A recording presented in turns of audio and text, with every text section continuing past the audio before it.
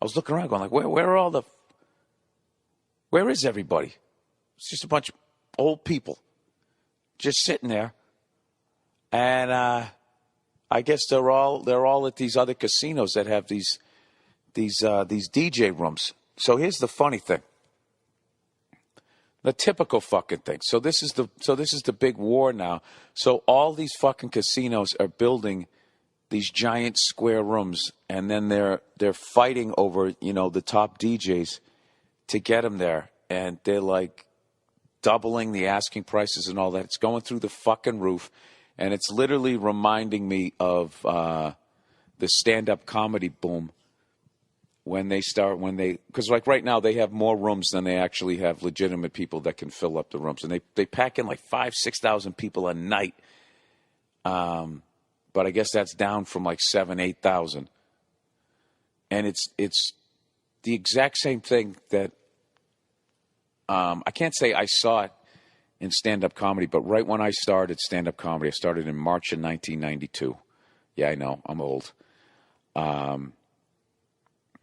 They had basically, at that point, the fallout had already begun from having more comedy clubs than you actually had comedians. So what happens is, obviously, then you just start, anybody with a pulse, they just start sticking up there behind the microphone going, what's the deal with everything, right?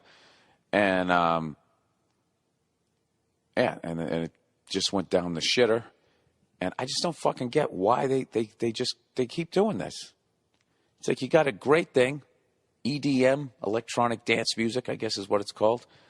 And, well, I guess, yeah, because if you don't have it, there's a bunch of old people like me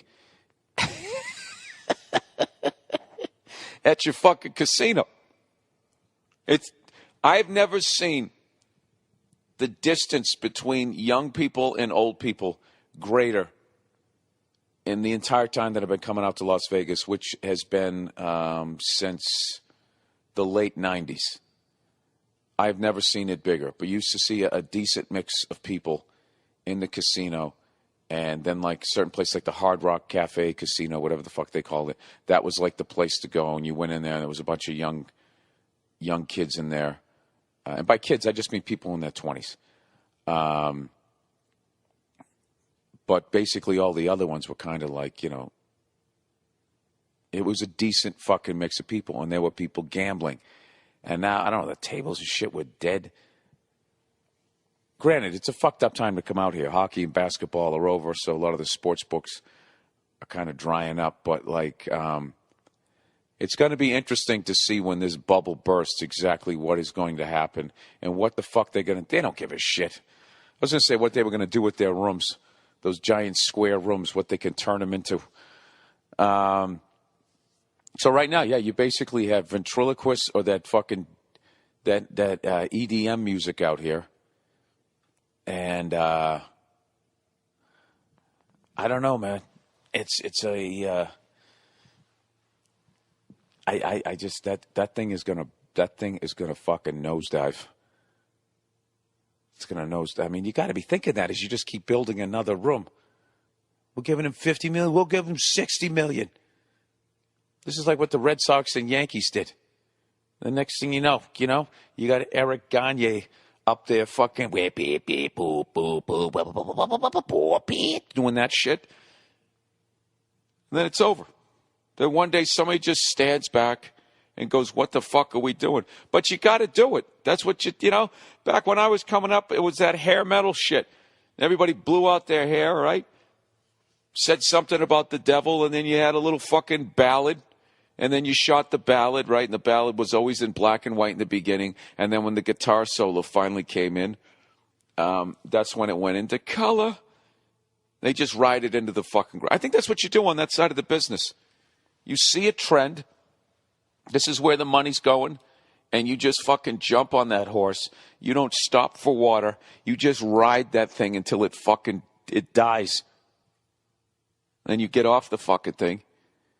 And you act like you never rode the horse. And, dude, EDM, I can't even listen to that shit. Even though you made like $1 zillion fucking dollars off of it. So, I don't know. I know I'm obviously in way over my head here. I don't know what I'm talking about, but I found it really fascinating. And I got to tell you, I'm happy for all those goddamn DJs, you know? I mean, you know what's great about their like stand-up comedy bubble here, this thing that they're fucking riding, is they are making money. They're going to be set for life. All right?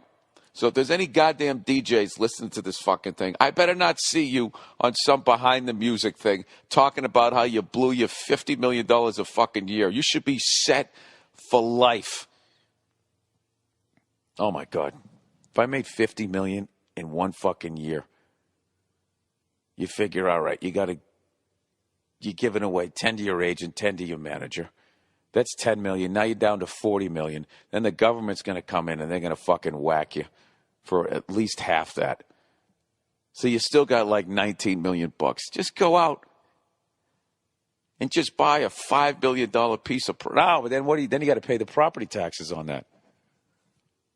Someday when the DJ shit ends, buy like $1 million house in Alabama, right? Go down there in Alabama where everything's fucking cheap, or Arkansas, something like that, and just buy yourself a big spread, pay the fucker off, and then when the whole thing goes into the shitter and nobody cares about that music anymore because it's, you know, you got to wait 20 years until it becomes cool again. Because it goes down the shitter, and then the next decade, they got to have their own personality, so they got to hate on the decade before, but the decade before is always considered cool, right? Like right now, slowly the 90s are going to start coming back, you know? Like in the 90s, then the 80s, when I was coming up, everybody was into the 60s, and everybody thought the 70s sucked with disco and soft rock and all of that fucking shit. And then in the 90s, all of a sudden the 70s became cool again, right? And there was all these movies like Boogie Nights and all of that fucking stuff. And all this disco music that everybody loved and then hated, then they loved it again. So, I'm calling this right now like Paul Verzi. This DJ music is going to be considered the shit by a certain segment of the population. Okay? In the 2020s, everyone's been like, oh my God, it's fucking awful. Emperor's New Clothes. What was going on? And everybody stood there with glow sticks, pumping their fist in the fucking air. And then the hipsters of the 2030s, of the 30s, they're basically going to be like, I don't know. I don't know what the fuck they're going to do. They'll be walking around with mouse heads on top of their fucking heads. Gee, Bill, that's really insightful. So you mean like nothing's going to change in the future? Yeah, that's basically what I'm saying. Go fuck yourselves. All right, this is the Monday Morning Podcast. If you're new to the podcast, this is about as good as it gets. I hate to tell you. This is what I'm bringing to the table. And so if you want to leave, I totally understand. Oh, my God, the fucking iPhone. I get it. I heard the first fucking one. Jesus fucking Christ. Why does it do that? It rings, and then you don't pick it up. I literally push the fucking button to say I don't want to. You know what's funny? Some DJ that boom, boom, boom, boom, boom, boom, boom, boom, boom, boom, boom. They could turn that into a hit song.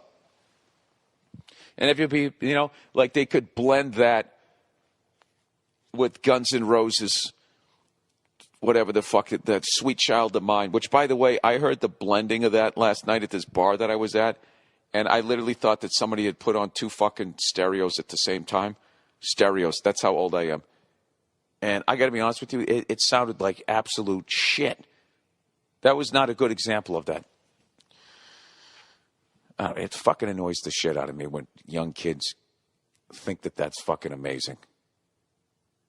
When somebody blends this album with that album and they can't fucking believe it.